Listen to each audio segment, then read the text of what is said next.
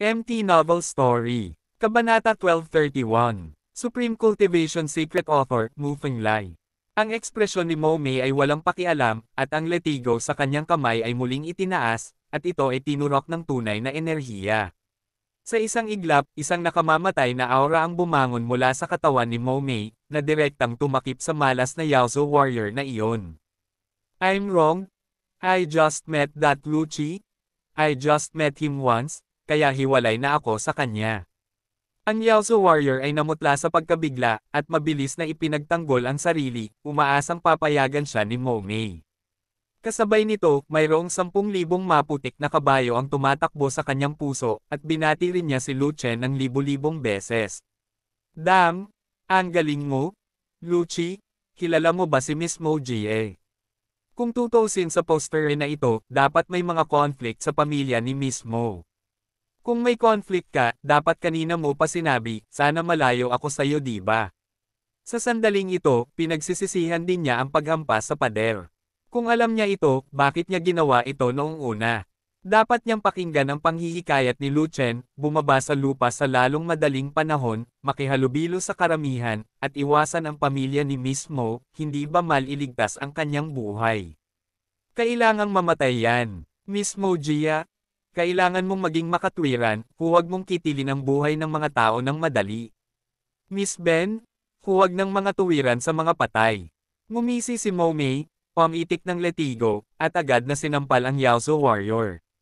Ang lakas ng letigo ay napakabigat na ang mga kaluskos na pagsabog ay maririnig sa kalawakan, at kahit isang kaluskos ay nalikha sa kawalan, at ang kalaban ay nakalak. Hindi. Ang halimaw na mandirigma ay bumigkas ng isang desperadong dagendong, at hinagupit sa isang madugong kanapi, na walang iniwang mga buto at walang lugar upang ilibing siya. Lu Qi, kung hindi ka mamatay, hindi rin ako makakapagsanay ng mapayapa. Matapos bugbugin hanggang mamatay ang mababang antas na mandirigmang Yaozu, itinaas ni Mo Mei ang kanyang ulo at tumingin sa mansyon ni Anwang, ang kanyang mukha ay sobrang dilim na malapit ng umagos ng tubig. Mayroon pa ring tiyak na distansya mula sa mansyon ni Anwang dito, na si Lu Qi ay wala pa sa estado ng pagdadalisay ng mga Diyos, kalahating hakbang lamang sa estado ng pagpino sa mga Diyos, at ang bilis ng paglipad ay hindi gaanong mas mabilis. At siya ay isang gininto ang kagalang-galang na maaaring maglakbay sa kawalan, mas mabilis kaysa sa paglipad, at may malaking pagkakataon na harangin si Lu Qi sa harap ng mansyon ni Anwang. Madilim na palasyo, bumantong hininga si Mo Mei, tinunton ng ruta gamit ang kanyang espiritual na kahulugan, iniunat ang kanyang mga kamay, pinunit ang kawalan, at pagkatapos ay bumulusok. Ngunit sa sandaling ito, ang figure ni Lu Chen ay dumaan na parang kidlat, at malapit nang makarating sa tarangkahan ng mansion ni Prince An. Gayunpaman, sa labas lamang ng gate ng Prince An's mansion, dalawang kamay ng Jade ang biglang lumitaw, na nagwasak sa kawalan. Hi! See you again! Si Lu Chen ay nagpakita ng nakangiting mukha, iwinagayway ang kanyang kamay upang salubungin si Mo Mei sa kawalan, at kasabay nito ay nagpalipat-lipat ng tunay na enerhiya ng kanyang buong katawan, na nagpapataas ng bilis ng Yuguangbo sa pinakamataas. Sa sandaling iyon, ang bilis ni Lu Chen ay agad na tumaas, ang kanyang figure ay mas mabilis kaysa sa kidlat, at sa isang kisap mata, siya ay sumugod sa napunit na kawalan. Lu Qi, huwag kang pumunta. Nang makita si Lu Chen na tumatakbo palayo sa gilid, si Mo Mei ay nagalit at nababalisa, pinupunit ang kawalan, habang sinusubukang lumabas. Isang hininga lang, nakaalis si Mo Mei sa kawalan, ngunit tumakas sa kawalan. Dahil, si Lu Chen ay isang hakbang na mas mabilis kaysa sa kanya, at tumakbo sa gate ng Prince An's mansion, ngunit pinigilan ito ng ilang mga gwardya. Ang pangalan ko ay Lu Qi. Ako ay mula sa pamilyang An sa Hangzhou City, at ako rin ang bantay na itinalaga ni Miss Anyo sa Hangzhou City. Nang hindi naghihintay na tanungin siya ng mga gwardya, agad na iniulat ni Lu Chen ang kanyang pagkakakilanlan at binuhat si Anyo palabas. Kung hindi niya nakilala si Mo Mei, aalis na sana siya pagkatapos umalis ang mandirigmang Yaozu na nanguna sa daan pagkarating niya sa mansyon ng Prinsipe An. Ayaw niyang makita si Anyu, wala talagang makikita sa pagitan ng mga tao at mga demonyo. Lalo na't nag-disguise na siya bilang Lu Qi, kaya ayaw niyang makita si Anyu. Ngunit walang paraan, napipilitin ang kasalukuyang sitwasyon, hindi niya ito pag-iisipan. Kung hindi siya pupunta sa Anwang Mansion, kailangan niyang labanan si Mo-mei, at hindi niya kayang labanan ang isang ito. Siya ay nakaligtas sa ikalimang makalangit na kapigatian, at mayroon na siyang kapangyarihan ng ikalimang antas ng makalangit na kapigatian. Hindi isang bagay ang paglukso sa hanay upang patayin si Qing Tian Venerable, at maaari pa niyang labanan ang gininto ang katawan na Venerable. Sa katunayan, hindi siya natatakot kay Mo-mei. Kahit na hindi mapatay si Mo-mei, may pagkakataon pa rin na gumuhit ng kurbata, at gaano man ito kalala, kaya niyang protektahan ang kanyang sarili.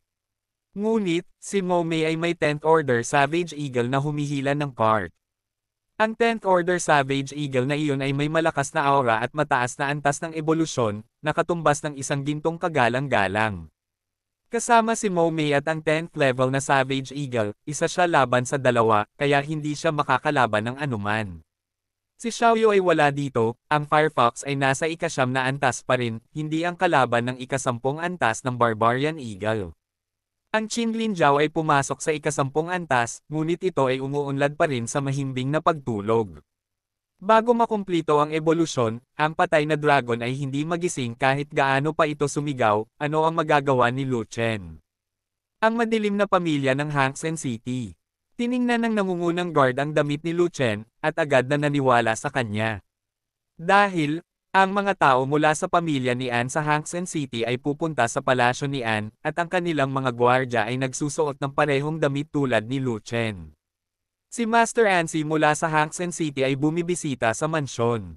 Itinuro ng pinunong bantay ang isa sa kanyang mga nasasakupan, at nag-utos, pumunta ka at hilingin sa binatang Panginoon ni Ansi na patunayan na mayroon silang bantay mula sa pamilya ni Ansi, na nagngangalang Lu Qi, at tanungin ang binatang Panginoon ni Ansi kung nakikilala niya siya. Nang marinig ito, ngumiti si Lu Chen, ngunit hindi masyadong natural ang ngiti. Si Ansi ay kapatid ni An Ong. Ipinaghiganti ni Ansi ang kanyang nakababatang kapatid, at pinilit ni Lu Chen na manampa ng isang nakakalason na panunumpa sa Great Demon Cave, at pagkatapos ay binugbog siya ni Lu Chen, at umalis sa kawalan ng pag-asa. Ngayon, isang coincidence. Lahat ay magkakasama. Dumating siya sa pugad ng demonyo, dumating din si Ansi sa pugad ng demonyo, at lahat ay pumunta sa mansyon ni Anwang para sa pakikasama. Ang kanyang kasalukuyang pagkakakilanlan ay si Lu Qi, at minsan siyang nagpanggap na bantay ni Antong, at pumunta rin siya upang makita ang An Temple, at minamaliit ng An Temple. Kung may alaala pa si Ansi, dapat niya itong kilalanin. Ikaw. Biglang lumingon ang head guard at itinuro si Mo-mei, na palihim na sumigaw, at malamig na sumigaw, Miss Mo, ano ang ginagawa mo sa teritoryo ng ating Prince Anne's Mansion? Ang aming An Palace at ang iyong Mo Palace ay walang contact sa isa't isa, hindi kayo welcome. Dito, ang gwardya na pinamumunuan niya ay isa ring gininto ang katawan na kagalang-galang, na may malakas na aura, siya ay nasa sariling lupa, at hindi sineseryoso si Mo-mei. You bastard! You are just a mere guard? Dare to yell at this lady, naiinip ka ba? Inis na inis si Mo-mei sa pagiging lasing, ngunit kinailangan niyang huminto para pigilan ang mga bantay ng mansion ni Prince Anne sa pag-atake sa kanya. Matagal nang nag-aapoy ang mansion ni Mo Wang at Anwang's mansion, at nagkaroon ng maraming kompetisyon sa bukas at sa dilim, at maging ang Mo Wang at Anwang ay lumaban sa isa't isa. Kung siya ay masyadong magulo sa teritoryo ng Prince Anne's mansion, hindi magiging magalang sa kanya ang mga bantay. Miss Mo Jia, I'm not from your Mo Palace. Pagod man ako sa buhay o hindi ay walang kinalaman sa iyo. Huwag mo akong takutin, hindi ko gagawin iyon. Malamig na senggal na sabi ng head guard. May awa yan ang taong ito kay Miss Ben. Kung ibibigay mo siya kay Miss Ben, aalis agad si Miss Ben. Itinuro ni Mo-mei si Lu Chen at sinabi iyon. Kabanata 1232, Supreme Cultivation Secret Author, Mu Fenglai. Miss Mo Jia, tumakbo ka sa mansyon ni Prince Anne para maging mahalagang tao, mali ba ang pinuntahan mo? Ngumiti ang head guard at sinabing, huwag mong sabihin na siya ay mula sa pamilyang Anne, kahit hindi siya, dahil lang sa kaaway mo siya, hinding-hindi mo gugustuhin kunin ang isang tao sa teritoryo ng mansyon ni An Wang. Anak ka, ano na ang status mo, lakas loob mong kontrahin si Miss Ben, naniniwala ka ba na hindi ka makakaligtas ngayon? Galit na galit si Mo-mei. Kung kaya ko bang mabuhay ngayon ay hindi nasa iyo, Mo-mei, si An Wang lang. Nagalit din ang head guard, at hindi siya magalang kay Mo-mei, huwag mong isipin na ikaw si mismo, maaari kang kumilos ng walang ingat sa mansyon ng prinsipean at asar ako, papatayin kita ngayon. Ikaw. Galit na galit si Momei kaya nang inag ang buong katawan niya, ngunit walang nagawa ang kabilang partido. Una sa lahat, ang kaharian ng kabilang partido ay pareho sa kanya, kaya hindi ito isang bagay na maaaring sampilan ng basta-basta. Pangalawa, ang palasyo ng Anwang ay hindi natatakot sa palasyo ng Mo, kung talagang papatayin siya nito, higit sa lahat ay lalaban ito sa isang labanan ng tunay na hari, na hindi matitinag ang pundasyon ng palasyo ng Anwang.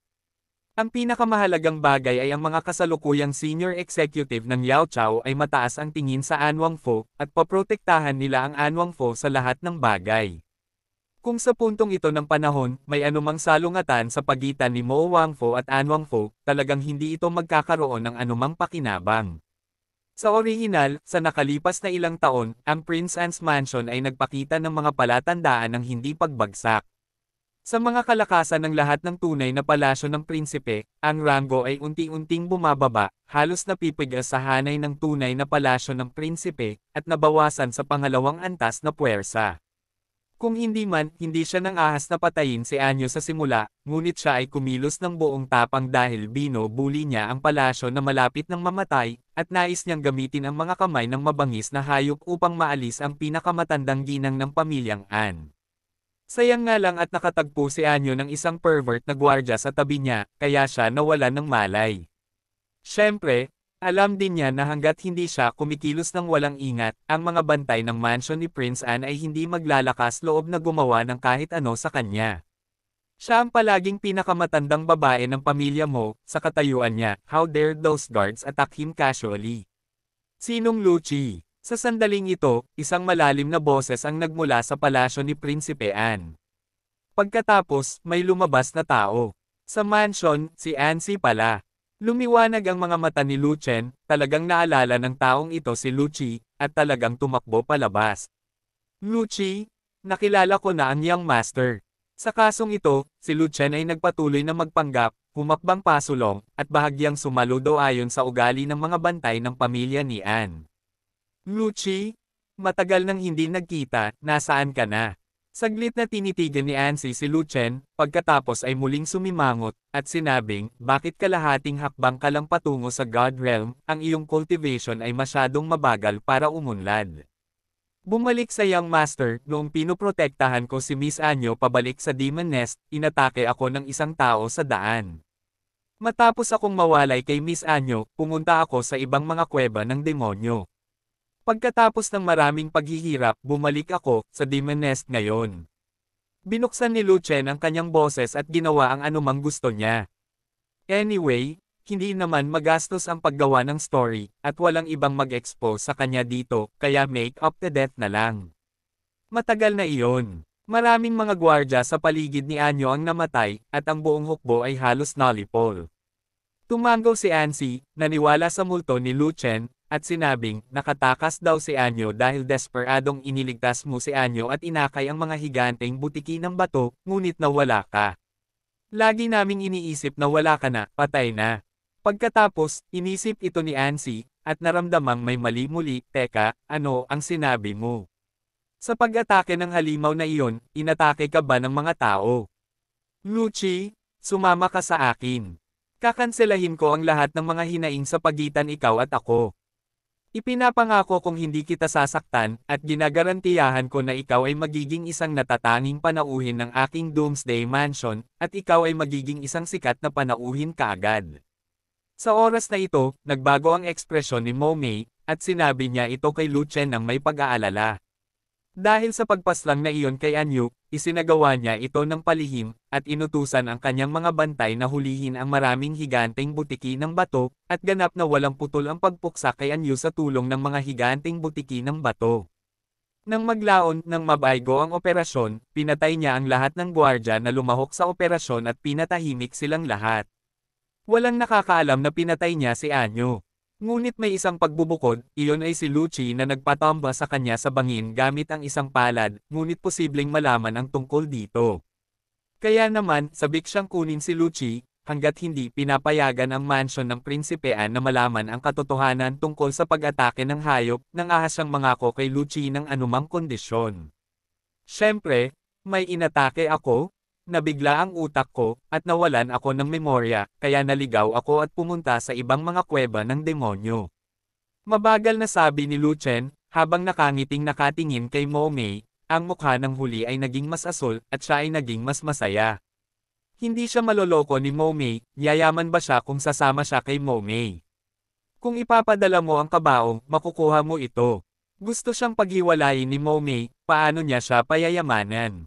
Sa katunayan, nang makatagpo si Anyo ng isang pag-atake ng hayop sa oras na iyon, naisip niya na ito ay isang tunay na pag-atake ng hayop noong una, at hindi naisip ang tungkol dito sa ibang lugar. Hanggang sa pinangunahan niya ang pinakamalakas na higanting batong butiki paakyat sa bundok sa pamamagitan ng pagsakay sa Firefox, at nakilala niya ang isang halimaw na babae, iyon ay, si Momei sa kanyang harapan, na napagtanto niya na ito ay hindi isang pag-atake ng hayop, ngunit isang tao, atake. Kaya lang, naakit niya ang lahat ng mga higanting butiki ng bato sa oras na iyon, at halos masunog silang lahat ng Firefox, at hindi nakataka si Anyo sa panganib. Ang pinakamahalagang bagay ay ito ay isang infighting sa pagitan ng mga angkan ng halimaw, at ito ay walang kinalaman sa kanya, kaya hindi siya nag-abala sa pag-aalaga tungkol dito. Kung hindi pa niya nakilalang muli si Momei sa pagkakataong ito, at maaalala pa rin siya ni Momei at magpipilit na patayin siya, hindi na niya muling babanggitin ang bagay na ito. Hindi maganda para sa angkan ng halimaw na mag-away sa kanilang sarili. Ganap. Para sa sangkatauhan, iyon ay isang malaking kagalakan. Lucci, tumigil ka na sa pagsasalita. Medyo natarante si Momei, pribado siyang kumilos sa pagpatay kay Yinyu, at hindi niya sinabi sa kanyang ama, si Mo Wang. Kung sakaling mabuo ang bagay na ito, tiyak na magagalit ang mansion ni Prince An. Kung ang galit ay nakadirekta sa Prince Mo's mansion, ang pinakamataas na echelon ng Demon Nest ay maaaring paboran si Haring An, at ang kanyang ama ay maaaring hindi makalaban. Sa oras na iyon, hindi siya pupugutan ng ulo ng kanyang ama dahil sa galit, ngunit tiyak na paparusahan siya ng batas ng pamilya. Nang maisip niya ang batas ng pamilya, medyo kinilig siya. Momei, si Lucci ay mula sa aking pamilyang An, bakit ka nagmamadali? Nang makitang naguguluhan si Momei, hindi napigilan ni Ansi na sumimangot, nahulaan ang isang bagay, Lucci, ipagpatuloy mong sabihin kung sino ang umatake sa iyo sa oras na iyon, hindi ka dapat magtago ng anuman. Ito ang binibini ng pamilya mo. Tumingin si Lucien kay Momei at nagsabi ng totoo. Matapos gumawa ng napakaraming kwento, ngunit ang pangungusap na ito ay ang katotohanan, lasing si Lucien sa pag-iisip tungkol dito. Momei, ikaw talaga. Isang galit na boses ang nagmula sa palasyo ni Prinsipe An, nanginginig sa lahat ng direksyon. Kaagad pagkatapos, isang magandang figure ang sumugod sa labas ng gate, nilaslas si Momei gamit ang isang espada. At si Momei ay palihim ng nakabantay ng si Lucci ay nagsasalita, at nang ang espada ay naglaslas, ang kanyang katad na letigo ay naitapon din. Boom! Hinampes ng letigo ang mahabang espada, na nagdulot ng malakas na putok. Ang lakas ng letigo at ang kapangyarihan ng espada ay sabay na bumagsak, na bumubuo ng isang labanan na nakaapekto sa lahat ng direksyon. Maliban sa bantay sa ulo, ang iba pang mga gwardya at si Ansi ay hindi mga gintong kagalang-galang, at silang lahat ay natangay ng malakas na resulta ng labanan. Si Lucien ay itinapon din ng daan-daang metro ang layo, at bumagsak sa lupa ng hindi gumagalaw, hindi alam kung siya ay buhay o patay na. Kabanata 1233 Supreme Cultivation Secret Author, Mu Fenglai. Ito ay walang iba kundi si Anyu na nabighani kay Jian Zhonmo. Gayunpaman, ang lakas ni Anyu ay bahagyang mas mahina kaysa kay Momei, at naitaboy ito ng letigo ni Momei ng ilang talampakan. Hahaha! Sinamantala ni Momei ang pagkabigla sa resulta ng labanan, at mabilis na lumipad palabas, mabilis na palayo sa hanay ng An Wangfu, at ngumiti, Anyu, ang ating labanan ay medyo malakas, at ito sabay-sabay na pinatay si Lucci.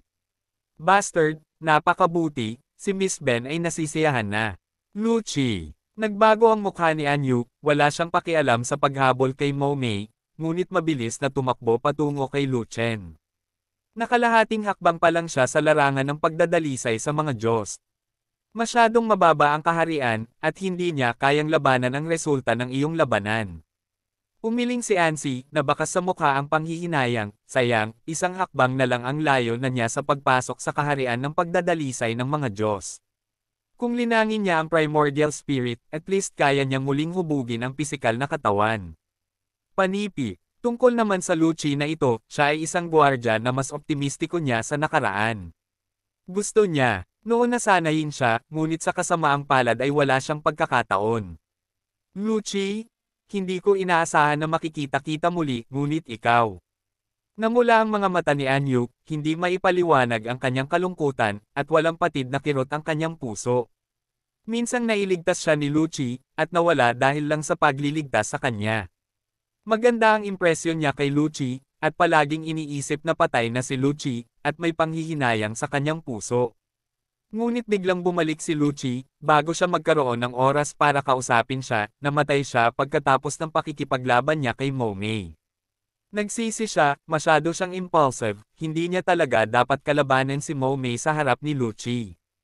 Hahaha, bitch Anyo, hindi mo siya iligtas, patay na siya, dapat matagal na siyang namatay, huli na siyang namatay.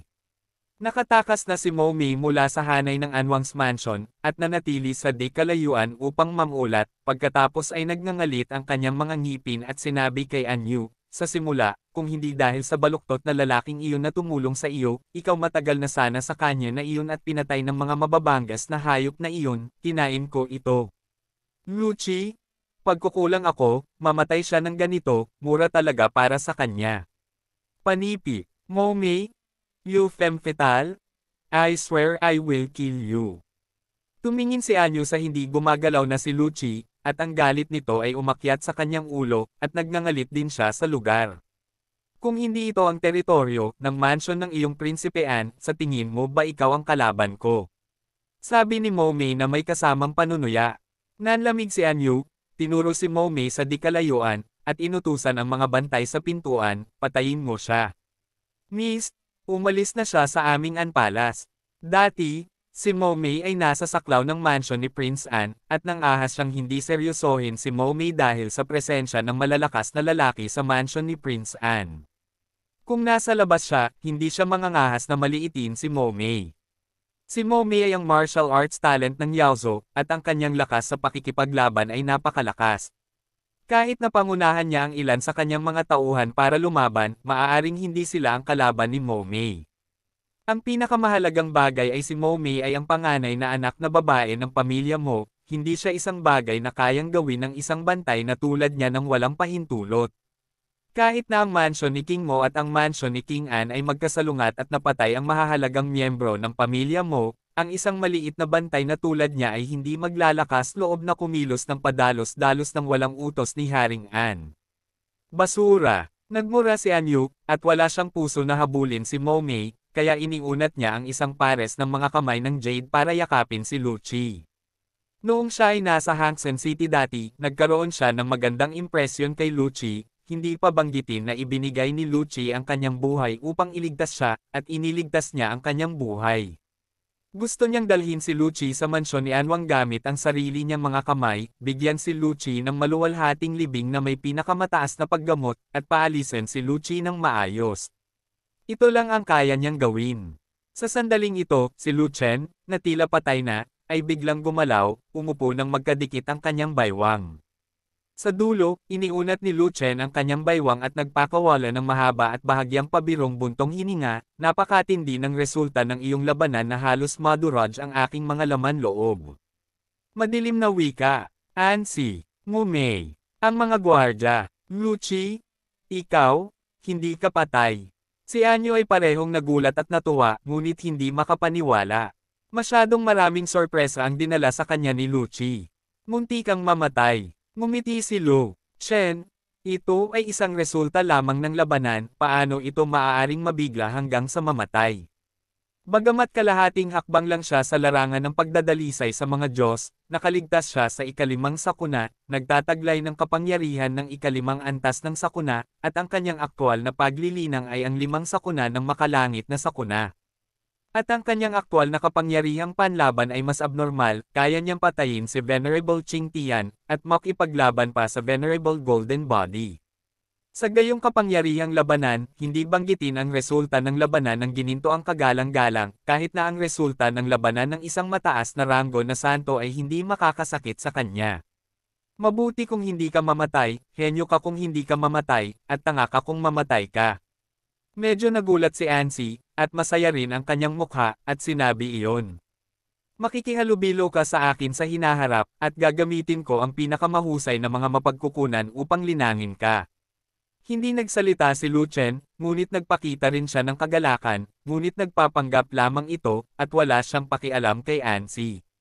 Sa simula, mayroon lamang siyang kapangyarihan ng unang antas ng Heavenly Tribulation, at hindi ganoon kalakas ang kanyang combat power, kaya nagawa niyang itali si Ansi na katintong lang sa Lord of the Earth. Ngayon, mayroon siyang kapangyarihan ng ikalimang antas ng Heavenly Tribulation, kung ang General na Qing Tian Venerable ay pumutol sa kalooban, si Ansi pa rin ang kanyang kalaban. Ano bang pinagkakaguluhan ni Ansi? Halos kasing galing niya si Ansi. Hindi ka namatay, paanong hindi ka mamamatay? Ang resulta ng labanan, hindi mo kayang tiisin ito sa kalahating hakbang na pagdadalisay ng Diyos. Sa di kalayuan, matuwid na tinapakan ni Mo Mei ang kanyang mga paa at umungal, ang kanyang mga mata ay puno ng hindi makapaniwala. Siya at si Anyu ay parehong kagalang-galang na may gininto ang katawan, at ang resulta ng labanan, hindi pa banggitin ang kalahating hakbang na estado ng pagdadalisay ng Diyos, ay maaaring hindi ito makayanan kahit nasa makalangit na kalagayan ng kapigatian. Gayunpaman, dinala lang ito ni Lu Qi pababa, at tila walang nangyari. Para sa kanya, ito ay impyerno. Hindi ka patay, paano ako mamamatay?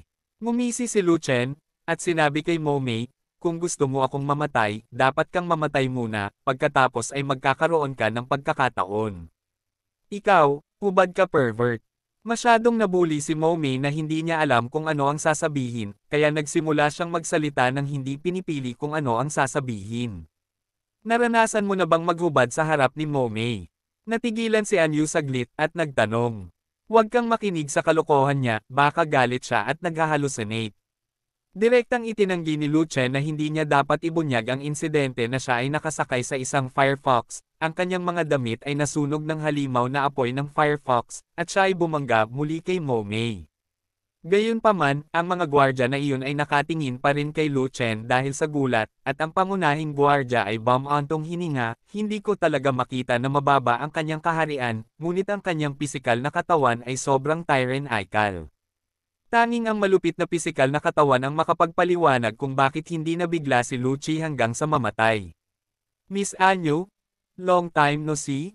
Hindi ko inaasahan na naging venerable ka na pala, and you are still a golden venerable.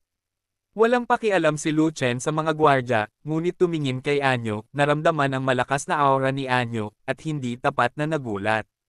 Kabanata 1234, Supreme Cultivation Secret Author, Mu Fenglai. Sa simula, noong siya ay nasa lihim na kaharian ng Dunhuang, si Anyo ay dinadalisay lamang ang 5 anyo ng mga Diyos. Kahit na nasiyahan si Anyo sa Ningxian Water at madaling nalampasan ang sakuna, pagkatapos ay kailangan niyang dumaan sa 5 sakuna, tama ba? Kinakalkula ayon sa oras, kung paano magkalkula, Anyo ay dapat ding maging ikalimang kalamidad ng Heavenly Tribulation Realm. Kahit na si Anyo ay mayroon ng mga kwalipikasyon ng Emperor Miao, ay napakatalino, at napakabilis na nilinang, higit sa lahat ay isa lamang siyang advanced na Panginoon sa lupa. Paano posible na maabot ang Golden Body Venerable ng biglaan? Nakaranas ako ng malaking pagkakataon, kaya mas mabilis akong umunlad. Nang makitang hindi papatay si Lu Qi, napakasaya ni Anyo, kaya sinabi niya ito kay Lu Qi. Siyempre, nangangahulugan ito na si Lu Qi ay may ganitong uri ng paggamot. Kung tatanungin ng ibang gwardya, tamad si Anyu na sumagot. Sa katunayan, alam ni Anyu sa kanyang puso na nagawa niyang umabant sa Golden Body Venerable sa napakaikling panahon at maging isang bihirang talento sa martial arts sa Yaozhou, lahat salamat kay Lu Chen. Sa lihim na kaharian ng Dunhuang, kung hindi naging maluwag at nakikiramay si Lu Chen sa kanyang mapanganib na kapaligiran sa pugad ng demonyo, at inilipat sa kanya ang pambihirang tabletang demonyo, tiyak na hindi niya makakamit kung ano siya ngayon, at ang kanyang kaharian, hindi sana bumuti ng ganoon kabilas. Ang walang katulad na tabletang demonyo ay nagpalakas sa kanyang talento, na nagbigay sa kanya ng talento ng mga panla ng emperador. Simula noon, ang bilis ng kanyang cultivation ay naging napakabilis, at ang kanyang lakas sa pakikipaglaban ay lubos na napabuti, at siya ay lubos na pinahahalagahan ng mga nakatataas ng Demon Nest. Ilang araw lang ang nakalipas, nakapasok siya sa Venerable Qing Tian sa isang iglap, at pumasok sa hanay ng Venerable Golden Body. Bukod dito, ang ibinigay sa kanya ni Lu Chen ay hindi lamang ang Demon Pill, kundi pati na rin ang Ningxian Water. Kung hindi dahil pinayagan siya ni Lu Chen na pumasok sa Ningxian Cave at tamasahin ang Ningxian Water, lalakas ang kanyang primordial spirit. Imposible para sa kanya na madaling makaligtas sa 5 sakuna at mabilis na makapasok sa zone. Ang transcendence ng lahi ng halimaw ay iba sa lahi ng tao. Sa bawat oras na ang sangkatauhan ay nakaligtas sa isang sakuna, dapat itong paghiwalayin ng higit sa 1 buwan.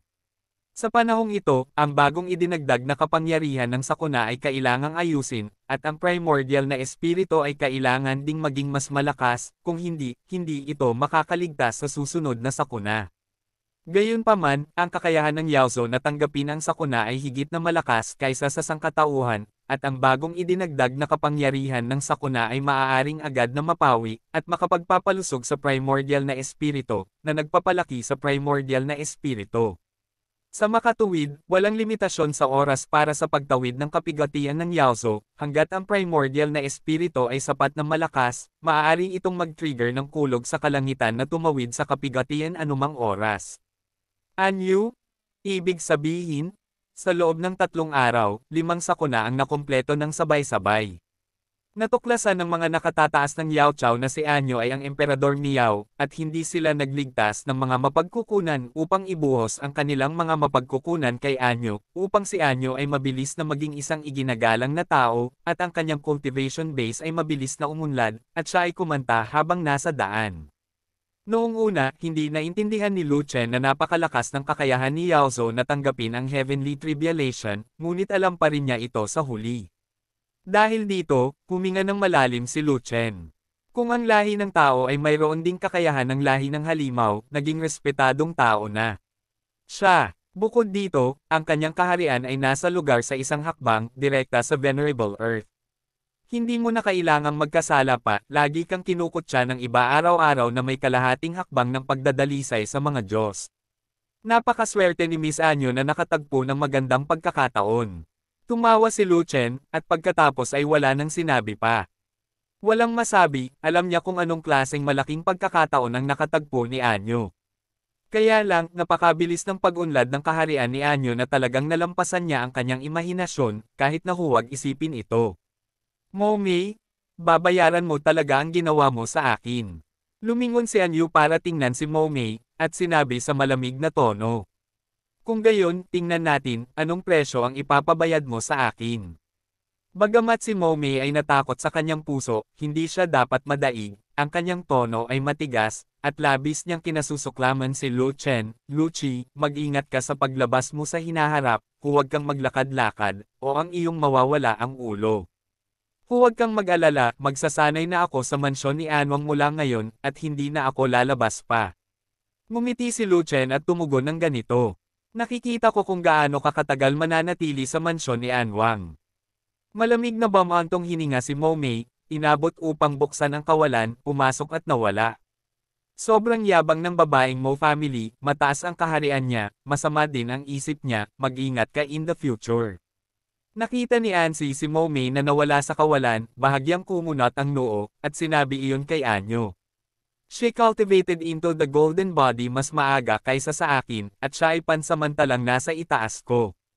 Maya-maya, kapag ang aking gininto ang katawan ay naging matatag, hindi na siya ang magiging kalaban ko.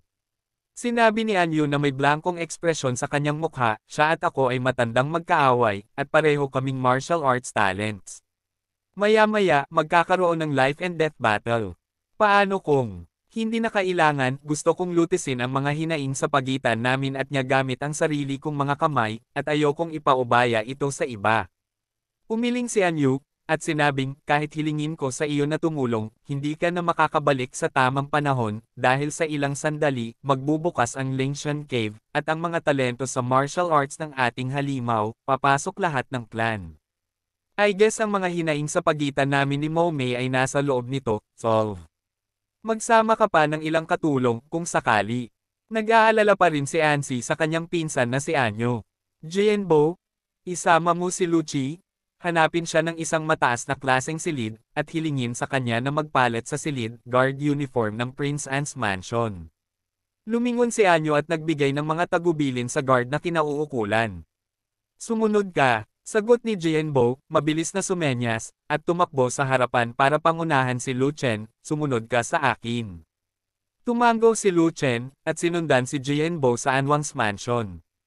Pagkaraang mawala ang figure ni Lu Chen, nag-isip si Ansi kay Anyo, napansin mo ba na mukhang tao ang likod ni Lucci?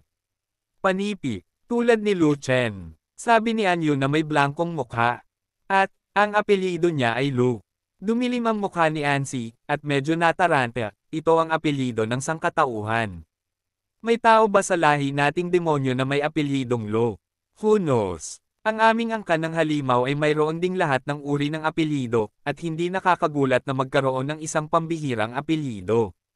Panipi, nag-isip sandali si Anyo, at pagkatapos ay sinabi, ayon sa mga talaan ng kasaysayan ng Yaozo, mahigit 100,000 taon na ang nakalilipas, ang sinaunang digmaan ay hindi pa nagsisimula, ang Yaozo at ang sangkatauhan ay nanirahan sa Yuanwo continent, at nakakuha sila ng kasama ng medyo harmoniously.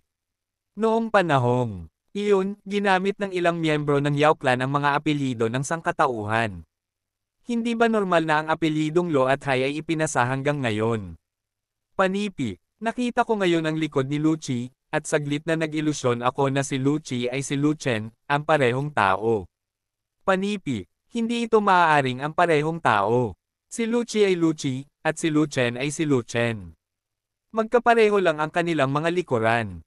Gayunpaman, kapag naiisip ko sina Lucci at Lu Chen, na parehong nasa kalahating hakbang ng pagdadalisay sa mga Diyos, ang hinala ay lalong lumalakas. Panipi, walang halaga ng hinala ang walang silbi.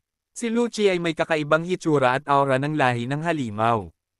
Magbago man ang lahi ng tao at mag-makeup, hindi nila makukuha ang halimaw na aura.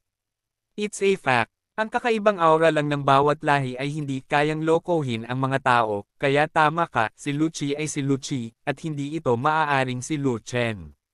Ang Anwang Mansion ay sumasakop sa isang malawak na lugar at may malaking populasyon, na kung saan ay nakakabigla. Naglalakad sa mga koridor at hardin, dinala ni Jianbo si Lu Chen sa isang malaking katangi-tangi at marangyang bahay. Kabanata 1235, Supreme Cultivation Secret Author, Mu Fenglai. Iyo ang bahay na ito. Kapag nagpalit ka ng guard uniform ng mansion, magiging miyembro ka na ng mansion ni Anwang mula ngayon. Tiningnan ni Jianbo ang independenteng bahay na ito, at naiinggit na sinabi, para sa isang first class na bahay, ang mga santo lamang ang karapat-dapat na manirahan dito, kahit ako. Maganda ang kapaligiran dito. Tumingin din si Lu Chen sa paligid. May mga maliliit na hardin at pool sa paligid ng bahay, na hindi lamang elegante, ngunit puno rin ng aura. Totoo na ang mga tao ay mas nakamamatay kaysa sa iba, at kailangan mong itapon ang mga kalakal kapag inihambing mo ang mga kalakal. Wala ka man lang sa larangan ng pagpipino ng mga Diyos. Noong una kang dumating sa mansyon ni Anwang, ang iyong katayuan ay direktang mas mataas kaysa sa akin. Panipi. Napabuntong hininga si Jianbo, at saka nakangiting sinabi, napakabait ni Missy sa iyo, pinili ka yata niya, ikita ka na, dapat alagaan mo ako sa hinaharap. Sige. Tumawa ng ganito si Lu Chen, ngunit sinabi niya sa kanyang puso na aalagaan niya ang iyong sukat at pupugutan ang iyong ulo. Dumating ako sa Demon Nest sa loob ng ilang araw, kumuha ng ilang impormasyon tungkol sa Demon Nest, nakita ko pala ang Fish Demon Grass, at umalis. Paano ako magkakaroon ng oras para alagaan ka? Wala na yata akong panahon para putulin ang ulo ng demonyo mo. Pagkaalis ni Jianbo, pumasok si Lu Chen sa bahay para magpahinga sandali, at pagkatapos ay may nagdala ng guard uniform ng Prince Anne's mansion. Hindi gaanong uniforme ng Mansion Guard kundi armor ng Mansion Guard. Isa itong set ng Black Mansion Guard armor. Isinuot ni Lu Chen ang guard armor, ang kanyang buong katawan ay itim, ngunit siya ay medyo malakas. Ang set ng full-way armor na ito ay hindi lamang makapangyarihan, ngunit may magandang kalidad din. Ito ay talagang nasa antas ng isang banal na sandata. Gaano karaming materyal ang kinakailangan upang gawin ito? Naalala ni Lu Chen na ang mga gwardya sa gate, pati na rin ang maraming kagalang-galang na mga gwardya sa mansyon, ay nakasuot ng ganoong set ng guard armor. Ang mansyon ng prinsipean ay malugod na tinatrato ang mga gwardya, na nagpapakita na ang mansyon ng prinsipean ay may napakaraming mapagkukunan na ito ay talagang hindi maisip. Kuya Lucci, hindi nagtagal, dumating muli si Jianbo. Nang makita si Lu Chen na nakasuot ng armor, hindi niya napigil ang mapabuntong hininga. Hindi ko akalain na ganito kakamahal at gwapo sa guard uniform. Ano ang hinahanap mo sa akin? Ayaw makita ni Lu Chen si Jianbo dahil binabalak niyang lumabas ng bahay. Maglibot-libot at makita ang pugad ng demonyo. Miss, sumama ka sa akin. Nagmamadaling sumenya si Jianbo at tumakbo para manguna. Walang pagpipilian si Lu Chen kundi ang sumunod. Pagdating sa isang mataas na gusali, naglakad si Lu Chen sa lobby, at nakita niya sina Anyu at Ansi na naghihintay ng mahabang panahon. Isuot mo ang guard uniform ng Prince Anne's Mansion, at magiging miyembro ka ng Prince Anne's Mansion, at aalis ka sa bahay ng aking Anne. Tinitigan ni Ansi si Lu Chen, at muling sinabi, kung gusto mo akong sundan, sabihin mo lang sa akin, dapat kitang ibigay sa akin. Noong maaga sa Hangzhou City, hiniling ako ng pangalawang young master na magsilbi bilang bodyguard ni Miss Anyo. Simula noon, naging lingkod na ako ni Miss Anyo. Umiling si Lu Chen, at seryosong sinabi, kaya, sana mapatawad ako ng young master. Sundin si Ansi. Bumalik sa Cold Heart City. Ang biro, nagawa niyang hanapin ang demon nest na may layunin, paano siya makakabalik sa Cold Heart City. Sa totoo lang, hindi talaga alam ni Ansi ang gagawin, how dare he let him follow. Para kay Ansi, siya ay isang nakamamatay na punyal, na maaaring tumusok sa puso ni Ansi anumang oras. Kung sa sandaling ito, siya at si Ansi ay nasa suburb o kung anuman, hindi siya magdadalawang isip na kunin ang Ansi na sakripisyo na kutsilyo. Pupunta ako sa Yaohei para mag-practice, hindi ka ba sasama? Hindi nagulat si Ansi sa sagot ni Lu Chen, at sinabing, naaalala ko na nagsasanay ka rin ng mga ehersisyong nakabatay sa tubig, at ang pagsasanay sa mga ehersisyong nakabatay sa tubig sa Yaohei River ay magkakaroon ng dobleng resulta sa kalahati ng pagsisikap. Ang panganay at batang master ay nasa antas ng mga kagalang-galang, ngunit nasa immortal realm pa rin ako, at ni hindi ko maabot ang isang antas ng cultivation. Patuloy na tumanggi si Lu Chen, bukod dito, sa wakas ay nakarating na ako sa pugad ng demonyo, at gusto ko pa ring sundan si Miss Anyo. Bawat halimaw ay may kanya-kanyang ambisyon, kaya hindi kita pipilitin. Bumantong hininga si Ansi, na bigong manalo kay Lu Chen, at hinayaan ito. Pagkatapos, nakipag-chat ang An Temple kay Anyu para sa ilang mga salita, pagkatapos ay umalis sa Anwang Mansion at nagmamadaling pumunta sa Yaohei para magsanay. Ano bang meron sa Yaohei? Bakit nagmamadaling umalis ang young master? Hinintay ni Lu Chen na mawala ang figure ni Ansi bago itanong ang tanong na ito. Ang Yao River ay ang sagradong lugar ng Yao Nest, at isa rin itong restricted area. Ito ay binabantayan ng isang makapangyarihang tunay na hari ng aming Yao clan. Bawal pumasok ang mga ordinaryong halimaw. Sinabi ni Anyu, tinanggap ng tunay na hari si kapatid na Ansi bilang kanyang apprentice kamakailan, kaya't si kapatid na Ansi ay maaaring makapasok sa Yaohei kung gusto. Sa pagkakataong ito ay pumunta si kapatid na Ansi sa Yaochao upang gumawa ng ilang pribadong gawain para sa kanyang Panginoon, at kailangan niyang bumalik kaagad pagtapos nun, kaya nagmamadali siyang umalis. Yaohei, True King. Actually, gusto ni Kuya Ansi na sundan mo siya, kaya gusto kanyang suportahan, para makapasok siya sa Yaohei River para mag-ensayo. Doon ang lugar kung saan gustong pumunta ng maraming yabang yaozo sa kanilang mga panaginip. Hindi bale, sisikat ang ginto dyan, basta talent ka, pwede kang maging talent kahit saan ka mag-practice. Ngunit sinabi ni Lu Chen, kahit na mag-ensayo ako sa Anwang's Mansion, hindi ito mas masama kaysa sa Yaohei. Tama, medyo may kumpiyansa ka, pero kalahati pa lang ang natantong mo sa God Realm, at masyadong mahirap ang cultivation mo. Nasaan ang tiwala mo? Sabi ni Anyu. Intrinsic. Ngumiti si Lu Chen. Kalimutan mo na yan, kahit hindi ka pumunta sa Yaohei, masasanay ka ng anwang mansion ko. Sinabi ni Anyu. Inabisuhan ko ang kabangyaman na bigyan ka ng 10 beses ng mga mapagkukunan ng pagtatanim. Kung hindi ito sapat, patuloy kong idaragdag ito sa iyo. Mula ngayon, maaari kang umatras at magsanay ng mabuti nang hindi nababahala tungkol sa mga mapagkukunan. Miss, first time kong pumunta sa Demon's Nest, at gusto kong maglibot at makita ito. Walang isip si Lu Chen na magsanay ng kahit ano. Hindi ba magandang magsanay sa Zuan Chendaozong kaya kailangan niyang pumunta sa pugad ng demonyo? Ang pugad ng demonyo ay pugad ng kaaway, at ito ang lugar na pinakagustong wasakin ng sangkatauhan. Siyempre, wala siyang kakayahang sirain ang pugad ng demonyo. Napakaraming malalakas na tao dito na kahit sinong santo ay kayang talunin siya. Kung malalaman niya ang sitwasyon ng Demon Nest at iuulat ito sa kanyang pagbabalik, malaki ang pakinabang nito sa sangkatauhan. Pagkatapos ng lahat, wala pang lahi ng tao ang nakapunta sa pugad ng demonyo, at lahat ng bagay tungkol sa pugad ng demonyo ay may pinakamalaking interes sa lahi ng tao. Nakilala ka ni Mo Mei, at naglakas loob ka pa ring maglakad-lakad, pagod ka na bang magtrabaho? Nang marinig ito, napakunot ang noo ng magagandang kilay ni Anyu, kahit na nakasuot ka ng guard uniform ng Anwang's Mansion, at halatang taga-Anwang's Mansion ka, si Mo Mei ay maglalakas loob na atakihin ka. Napakalinaw niya tungkol sa karakter at pamamaraan ni Mo Mei, at hinding-hindi niya pababayaan si Lu Chen.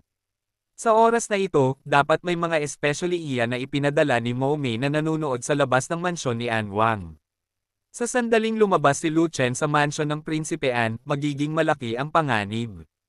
Hindi ako dumaan sa gate, ngunit lumabas sa gilid ng pinto, para hindi ako matagpuan. Bangantong hininga si Lu Chen, at sobrang miserable, miss, sa wakas ay nakatakas ako mula sa isang maliit na pugad ng demonyo. Pagkatapos ng matinding paghihirap, sa wakas ay nakarating ako sa pugad ng mga demonyo.